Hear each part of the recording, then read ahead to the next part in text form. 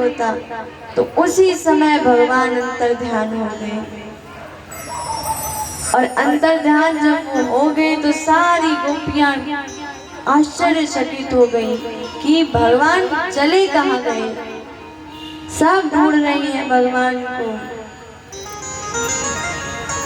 इधर उधर, कहीं वृक्ष के पीछे ना छिप गए हो, कहीं झाड़ी के पीछे ना छिप गए हो, हर जगह ढूंढ रही हैं, लेकिन भगवान का कहीं पता नहीं है। सारी गोपियां पुकार रही हैं, कन्हैया कहाँ पे हो, आ जाओ कन्हैया। लेकिन भगवान तो अंतर ध्यान हो गए हैं, उनके बीच में से गायब हो गए हैं। गोपियां बड़ी परेशान है कि हमारे ही कारण भगवान हमें छोड़कर गए।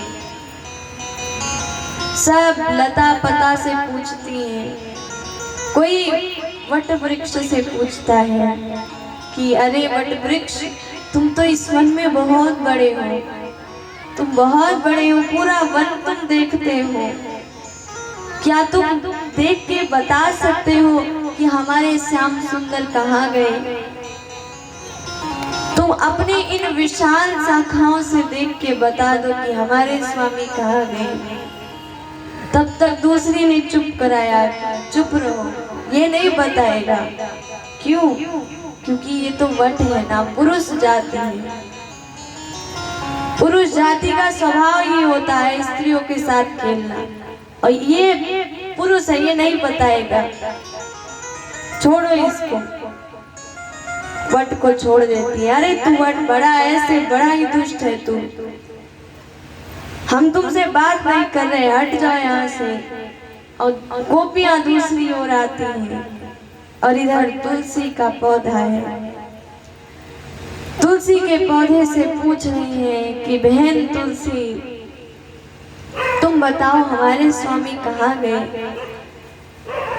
हमारे स्वामी तो तुम्हें बहुत प्रेम करते हैं, तुम्हारे बिना कृष्ण का भोग नहीं लगता, तुम्हें सदैव धारण किए रहते हैं, तुलसी की माला पहनते हैं, तुलसी का भोग लगाते हैं, तुम्हारा पत्र उन्हें बहुत प्रिय है, तुम्हारे बिना वो कोई कार्य नहीं करते। तुलसी बहन, तुम ये बता दो कि हमारे स्वामी कहाँ गए हैं, तुम्हें अवश्य पता होगा, बताओ कहाँ गए हैं।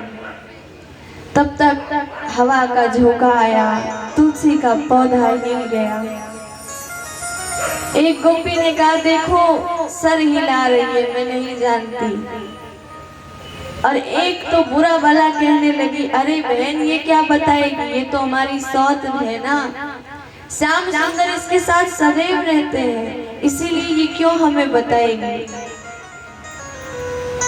ये तुलसी हमें नहीं बताएगी कि हमारे स्वामी कहाँ गए हैं। सब तुलसी को भला बुरा कहती हैं कि जा तुलसी, तुझे बहुत अभिमान है, तू अपने स्वामी को, हमारे स्वामी को अपना बना के रखी है, हमारे स्वामी के हृदय में जादू डाल के रखी है। सारी जितनी गोपियां हैं लता पताओं से पूछ रही है, कोई बता दे हमारे स्वामी कहाँ है। पुष्पों से पूछ रही है, यमुना जी के पास जाती है, यमुना जी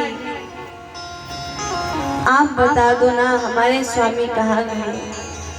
हमारे स्वामी आपको बहुत मानते हैं, आपके ही तट पर वो क्रीड़ा करते हैं, आप ये बता दो कि हमारे स्वामी गए कहाँ। लेकिन दूसरी कहती है, अरे यमुना जी भी नहीं बताएंगे, कोई नहीं बताएगा हमें। सब परेशान हो गई, इधर उधर ढूंढती हैं। तब तक दूसरी ने कहा, चलो हम अभिनय करते हैं भगवान की लीलाओं का, जब हम लीला करेंगे तब तो भगवान आएंगे। तो कोई कृष्ण बन गई, कोई बकासुर बन गई, कोई यशोदा बन गई, कोई नंद बाबा बन गई। भगवान कृष्ण ने जैसे बकासुर को मारा तो एक गोपी कृष्ण बनी, एक बकासुर बनी, अभिनय चलने लगा। सारी गोपियां हंसती, अरे वाह वाह वाह, कृष्ण ने बकासुर को मार दिया। कोई गोपी यशोदा बनती है और कृष्ण के कान पकड़ के कहती है, बता तूने माखन खाई है कि नहीं। जितनी भी लीलाएं भगवान ने की हैं, सब लीलाओं को दोहरा रही हैं गोपियां, सारी लीला कर रही हैं। एक ने कहा कि तब भी श्याम सुंदर नहीं आए, भगवान नहीं आए, तो दूसरी ने कहा कि चलो हम गलत लीला करते हैं। जब हम गलत अभिनय करेंगे तो ठाकुर जी आएंगे और हमें हाथ पकड़ के समझाएंगे कि ये लीला ऐसे नहीं ऐसे थी। तो एक गोपी उखल बंधन का नृत्य कर अभिनय करने लगी, गलत गलत कर रही है, फिर भी भगवान नहीं आए। सब बड़ी परेशान हो गई और इतनी परेशान हो गई कि उसका वर्णन नहीं किया जा सकता। अंत में जब सब जगह थक हार के बैठ गई तो सब ने यमुना जी के तट पर आकर कहा कि हे प्रभु, आप हमसे क्यों रुष्ट हो गए, क्यों क्रोधित हो गए, आप हमें दर्शन दीजिए। और यदि आप दर्शन नहीं दिए तो हम इसी यमुना जी में कूद के अपने प्राणों को त्याग देंगे। हम ये कह रहे हैं कि यदि आप हमें दर्शन नहीं देंगे तो हमारे प्राणों का कोई महत्व नहीं है, हम यमुना जी में कूद जाएंगे। तो दूसरी ने कहा कि अरे बहन, प्राण हो तब निकले ना, प्राण तो हमारे भीतर है ही नहीं। तीसरी ने कहा हाँ सही बात है, हमारे प्राणों को तो वो चित्त चोर लेके चला गया, मन को तो चित्त चोर ले गया, चित्त को चुराने वाला वो चोर लेके चला गया हमारे मन को। और बिना मन के कोई कार्य नहीं हो सकता। मन सोचता है तो हम कोई कार्य करते हैं, प्राण भी उसी को दे दिए हैं। तो हमारा मन तो हमारे पास है ही नहीं और प्राण भी नहीं है, तो हमारे प्राण निकलेंगे कैसे। अब सारी गोपियां बहुत चिंतित हैं और अंत में एक गीत गाती हैं जिसको गोपी गीत कहते हैं। आइए हम भी थोड़ा सा गोपी गीत गाते हैं। जयति तेधिकं जन्मना व्रजः शयत इंदिरा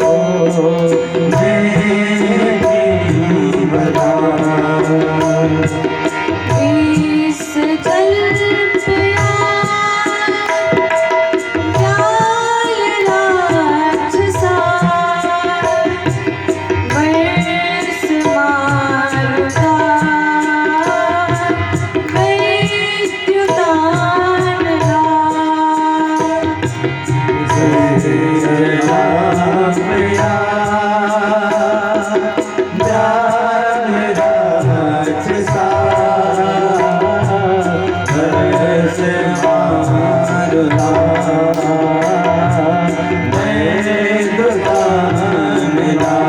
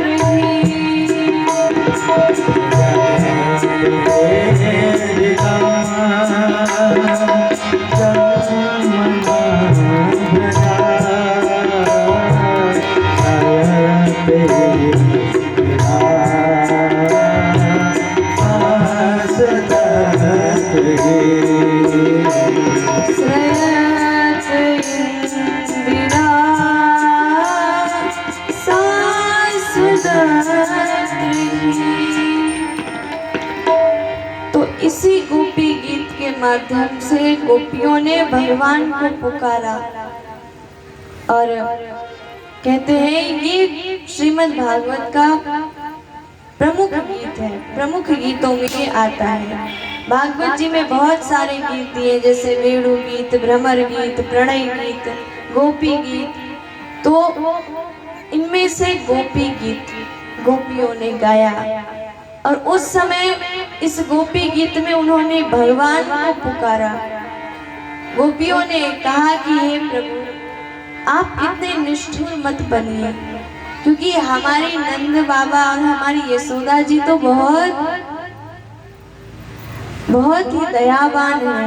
ना खलु गोपिका नंदनो भगवान, वो बहुत ही ज्यादा सीधे हैं, सरल है, बहुत दयालु है, लेकिन आप बहुत निष्ठुर हैं और प्रभु हमें क्षमा कर दीजिए। और इस प्रकार से गोपी गीत जब गोपियों ने गाया तब अचानक से उन्होंने देखा कि श्याम सुंदर उनके समक्ष प्रकट हो गए और जैसे ही भगवान प्रकट हुए तैसे किसी ने उनका दुपट्टा पकड़ लिया, किसी ने उनका हार पकड़ लिया, किसी ने उनका मुकुट पकड़ लिया, किसी ने उनका बाह पकड़ लिया, किसी ने उनके चरण पकड़ लिए, किसी ने उनकी बंसी पकड़ ली, किसी ने उनके मुख को पकड़ लिया, ऐसे सब ने पकड़ लिया। कि कहीं फिर से ये भाग ना जाए, कहीं फिर से अंतर्ध्यान ना हो जाए, इसलिए सब ने पकड़ लिया। सारी गोपियों ने पकड़ के कहा कि हे प्रभु, आप कहाँ गायब हो गए थे? आप हमें छोड़ के क्यों चले गए थे? आप ये बताइए। तब भगवान ने कहा कि देखिए, जब छाव ही छाव मिलने लगे, तब छाव के आनंद, छाव का जो आनंद है वो हमें नहीं प्राप्त होता है। जब हम धूप में जाएं और धूप से फिर छाव में जाएं, तब उस शीतलता का अनुभव होता है। जब सुख ही सुख आता रहे तो सुख का कोई महत्व नहीं होता, लेकिन जब बीच में दुख भी आता है तब सुख का महत्व हम समझते हैं। वैसे ही मिठाई मीठा खाते रहो तो मीठा का स्वाद खत्म हो जाता है, बीच में कुछ तीखा भी चाहिए, कुछ नमकीन भी चाहिए। इसीलिए गोपियों, यदि और इस भाव को बढ़ाना है तो विरह की आवश्यकता है।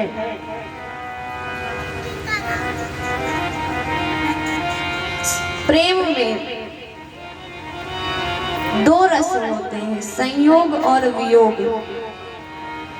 तो संयोग यदि मिलता रहे, संयोग होता रहे तो उसका महत्व नहीं है, बीच में वियोग भी आना चाहिए। इसीलिए मैं आप सभी को छोड़ के गया था। गोपियों को भगवान ने समझाया और कहते हैं फिर से जैसा गोपियां कहती हैं भगवान करते हैं। भगवान को सारी गोपियां नचा रही हैं और भगवान भी नृत्य कर रहे हैं और कहते हैं कि ये जो नृत्य है इसमें देवता लोग आकाश मार्ग से भाग लेने आए हैं कि हम भी चलेंगे, हम भी भगवान के रासलीला में प्रवेश करेंगे। देवांगनाएं वेश बदल के आई हैं, अप्सराएं आई हैं रास बदल के। जितने भी देवता हैं तो पुरुष, लेकिन सब आके स्त्री का वेश धारण कर रहे हैं। क्यों? क्योंकि वृंदावन में एक ही पुरुष है, वो भगवान कृष्ण है और बाकी सब स्त्रियां हैं। एक बार मीराबाई एक संत से मिलने गई। उन संत ने बोर्ड चिपका दिया था कि मैं स्त्रियों से नहीं मिलता। वृंदावन में थी, वृंदावन के उन संत ने बोल दिया कि मैं स्त्रियों से नहीं मिलता और उनके पहरेदारों ने आके बता दिया कुछ उनके शिष्यों ने कि आप यहाँ से जाइए क्योंकि हमारे जो गुरु जी हैं वो स्त्रियों से नहीं मिलते। तब मीराबाई ने कहा कि मैं चली जाऊंगी, लेकिन एक संदेश अपने गुरुजी तक मेरा पहुंचा दो। शिष्य उस संदेश को लेके गया। गुरुजी ने जैसे ही सुना अवाक रह गए। मीराबाई ने संदेश में कहा था कि मैंने तो सुना था कि वृंदावन में केवल एक ही पुरुष है और बाकी सब स्त्रियां हैं, और आज मुझे दूसरे पुरुष का दर्शन भी हो गया वृंदावन में, जो आप हैं। बाकी वृंदावन में तो सारी स्त्रियां ही हैं। और जैसे ही उन आचार्य जी ने, गुरु जी ने सुना उस संदेश को अवाक रह गए और तुरंत मीराबाई जी के पास पहुंचे और प्रणाम किया, क्योंकि उनके नेत्र खुल चुके थे। तो वृंदावन में एक ही पुरुष है, वो भगवान श्री कृष्ण है और बाकी सब वृंदावन के पुरुष स्त्री सब स्त्री हैं। और महाराज देवता लोग भी स्त्री का वेश बना बना के भगवान के दर्शन में आ रहे हैं, भगवान को देखने आ रहे हैं। कामदेव ने सोचा कि यहाँ पे मैं घुस जाऊंगा, लेकिन भगवान ने कहा कि कामदेव तुम योगियों को विचलित करते होगे, महात्माओं को विचलित करते होगे, लेकिन मैं योगेश्वर हूँ, योगेश्वर श्री कृष्ण, मुझे विचलित करके दिखाओ। एकदम खड़ा चुनौती दिया। कामदेव ने 5 बार चला के देख लिए, लेकिन वहां पे कामदेव का कोई स्थान ही नहीं था, क्योंकि वो रास मंडल नहीं, वो रास लीला नहीं, वो भगवान और भक्त के मिलन का स्थल था। रासलीला क्या है? तो जीव और परमात्मा के मिलन को ही रासलीला कहते हैं। बहुत सारे संत जन वृंदावन में अभी भी चले जाइए, वो रासलीला का ही ध्यान करते रहते हैं, स्वयं को स्त्री समझते हैं और ये सोचते हैं मैं वहां विद्यमान हूं। तो यहाँ पर सारे देवता आते हैं महाराज, और क्या बताएं हम आपसे, साक्षात भोलेनाथ आते हैं, शिव जी आते हैं दर्शन के लिए। इतना दिव्य है और एक बहुत ही सुंदर सा भजन है, सब गाते हैं। और आइए हम सभी भी उस भजन को गाते हैं। एक दिन वो भोले भंडारी बन करके ब्रज नारी वृंदावन आ गए।